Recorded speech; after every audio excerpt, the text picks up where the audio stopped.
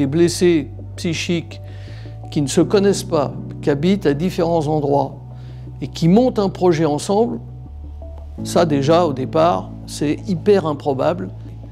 Et nous, à Escale, on a accroché. C'est un groupe de 10 vétérans d'Afghanistan qui sont allés chercher en fait dans leur malle, dans leurs souvenirs, des photos. Cette expo, elle est grand public, elle veut aussi toucher les jeunes. C'est un projet concret, responsabilisant, qui va vers le monde extérieur, le monde civil. Donc ça, vous avez devant les yeux un projet de la réhabilitation et c'est un superbe test quelque part.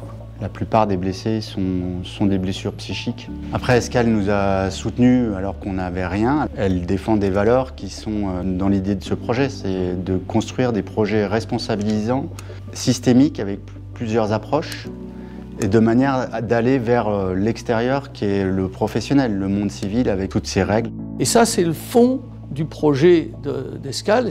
C'est créé par les blessés, pour les blessés. Alors la spécificité d'Escale, on a le temps, on a la capacité d'écouter longuement. Le vrai problème des blessés psychiques, c'est le quotidien, c'est la gestion du quotidien, des problèmes administratifs, juridiques, les problèmes de solitude, en fait, tous les problèmes du quotidien. Une autre spécificité d'Escale, c'est qu'on n'a pas de mur.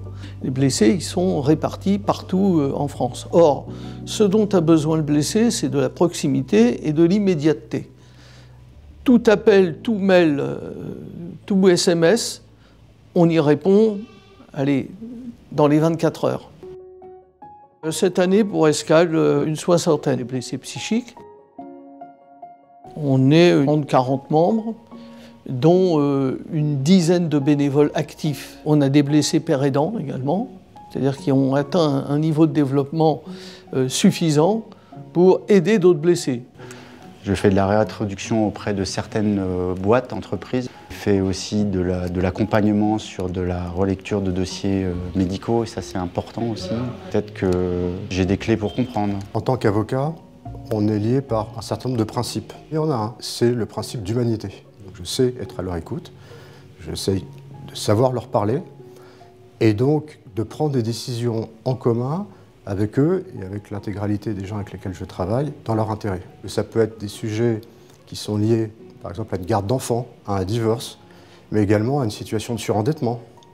C'est beaucoup d'écoute, du conseil, de l'information, de la mise en relation et puis de temps en temps une action concrète. Un projet qu'on soutient.